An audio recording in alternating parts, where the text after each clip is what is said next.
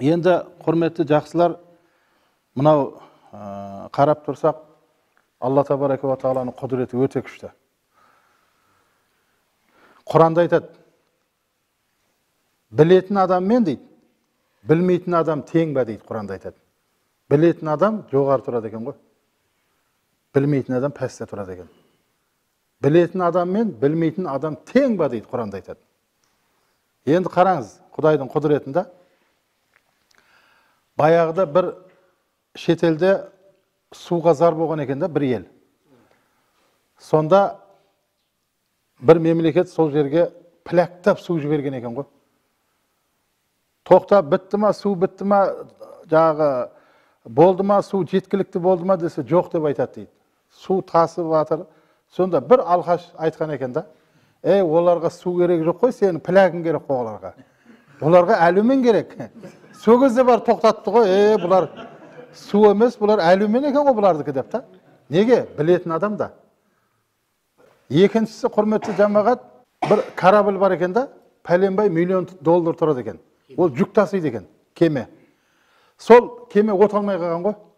Бүкіл нені әкелген механикті, оталдырамаған. Сөйтсе бір ұста бар депті, бірақ ол кесір депті да. Негізі білетін адам кесір болады дей ма? Ол орекеңді де әйтеуір жерге апарамайсы ол. Көңіліне дұрыс кеп қалмаса ол. Неге? Біледі ғой, жұмысын маманы ғой. Білмейтін адам жүгіріп бара береді ол. Бірақ пайдасы жоқ. Сонда біздер білетін адам кесір болады дегені, ол ұста мен кесірмін демейді екен. Оны халық қояды екен ол атты оған. Кесір деп та. Неге? Ол ұстаны шақырып, сіз бір құрылыс жасайын деп атсаңыз, да, ұстаны әкелдіңіз ғой. Сөйтіп, мынандай колонна құяйын деп атса, өерге 25 қатар арматур кететін болса, біз о ұстаға айтамыз да, 5-еу қоя сал дейміз да. Кейін ол ұста айтады, жоқ дейді, бұл 5-еу ана нені көтеремейді дейді. Түсініп жатсыз ғой ана нені? Бұл біледі ғой. Сөйтіп біз айтамыз, айтып жатыр ғой, 5-еу қоя бер десе, ол айтады, ондай болса мен істемеймін деп кетіп қалады ол. Сөйтіп біз оған не? Кесір деген ат қоямыз ғой. Ол кесір деп та. Өйткені ол өзі кесір емес. Ол маманы ғой жұмысының. Содан не болса да жаңа кемені оталдыру керек, жаңа ұстаны әкелу керек болады ғой. Сөйтіп ұстаға барса $500 мың дейді ғой. $250 мың қазір алам. Қаған істеп оталдырғасын алам дейді да. Біздің елде көбінше қандай? Мына ауылда менмін деген моторист, электрик біреу қалмады ғой, бәрі қалаға кетіп қалды ғой. Неге? Қазір бір оталдырып көрейін, қазір айдап көрейін деп ана сорының ақшасын бермей, шаршатады екенбіз ғой біз жаңа. Біреу құда болады, жекжат болады, ақырында танымайтын жаққа қашады екен ғой жаңа. Білетін ұстаның бәрі қалаға кетіп қалған содан екен жаңа. Ояқта жұмыс ақысын как положено алады екен да. Сол $250 мың алады да, кемеге барады ғой. Айналып көреді да, ол маман ғой. Кувалды беріңдер дейді, кувалды. Отверка, плоскопс керек жоқ па? Жоқ, кувалды дейді да. Бір кувалдың әкесі кішкентай екен, дәуін әкеңдер дейді да. Бұл не істейін деп жатыр дейді да. Ол маман ғой, аты шыққан маман ғой. Бұл әңгіме бар ғой, инструмент емес екен. Әңгіме ол инструмент істететін адамда. Ол электриктің қолында отверка мен плоскопс бар. Сен өзің істей бермейсің ба оны? Демек, ол адамда әңгіме, инструмент емес. Бір атақты ұста бар екен бұрынғы заманда да. Мынандай қалқанмен найза істейді екен да ол. Аты шығып кеткен бірақ. Сол бір күні қалқан сатып жатыр дейді да. Бұл қалқанды депті, тесетін найза жоқ жер бетінде депті ғой. Бұл қалқанды тесемейді. Бірақ ақшасы қымбат қып айтқан, бір бай бите ойланып, ақыры бұны найза тесемаса, осы сатып алайын деп, бар ақшасына апты ғой қалқанды. Сөйтіп 6 айдан кейін найза сатып тұр дейді ұста. Бұған шыдас беретін қалқан жоқ, бұл любой қалқан тесет бұл. Сол мынау жаны шығып кетеді да. Мынау 6 ай алдын қалқан сатты, бұған найза өтпейді деп. Найза сатып тұр, қалқан шақ келмейді бұған деп.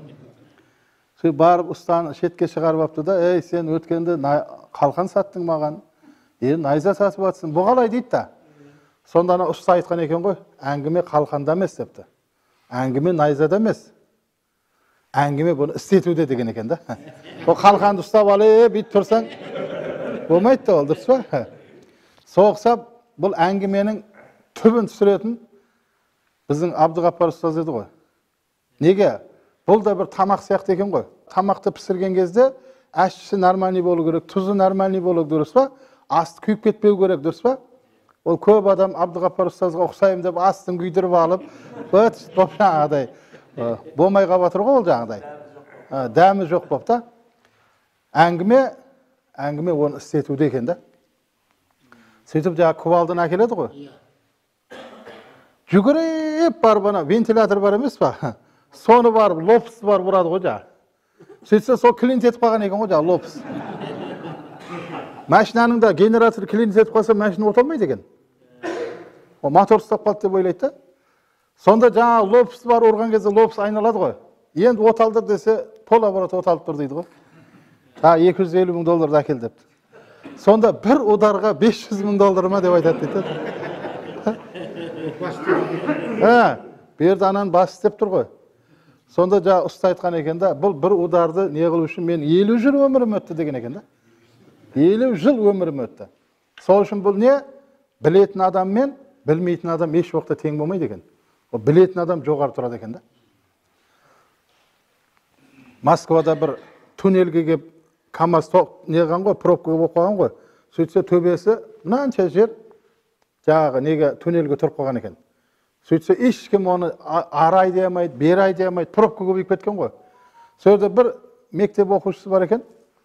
Көке, папа бұның желін шығарса болмай ма депті да. Сол ешкім басына келмеген ғой. Желін шығарған өзінің ходымен шығып кеткен да. Соған героина деген жаңағыдай қаһарман деген не берді соған, мысалы мектепте да. Неге? Бас істету да. Сол үшін Құран-ы Кәрімде Аллах субханаху ва тағала алдында айтқанбыз, әлі де қияметке шейін айтылатын сөз 2,5 мың аяттан көбінде басыңды істет деп келеді. Басын істеткен адам барлық жерде ұтады екен да.